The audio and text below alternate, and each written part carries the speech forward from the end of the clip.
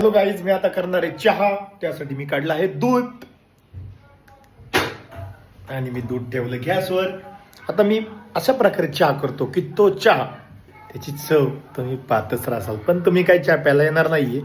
पण माझी चहा करण्याची पद्धत जर तुम्ही बघितली तर ती रेसिपी जे असे आहे की खरंच म्हणजे थोडं मी आता गळा काय करतोय की गळ्याला थोडं जे आपलं खवखवतं ना ते होणार नाही, कारण मी त्याला वापरणार आहे सुंठ.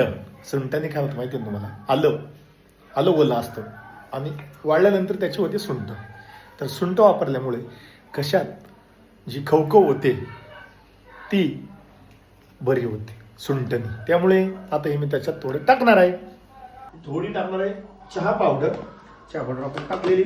आणि आता आपण घेणार आहे सुंठ तुम्हाला बोलल्याप्रमाणे. तर सुंठ अशी घ्यायची ते बघा, आणि याला आहे ना किसणी असेल त्याने थोडी किसायची. अरे उलटी झाली.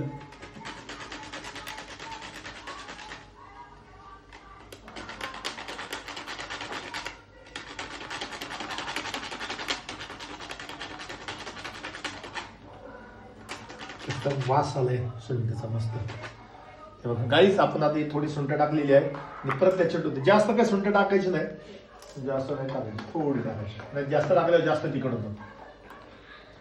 गाईस, आता आपण आता चहा मोठा करू.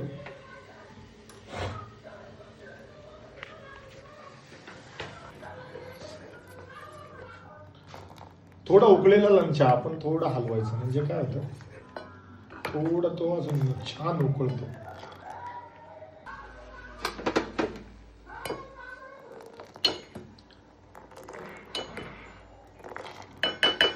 चहा झालेला आहे, आता आपण गाळून घेऊ.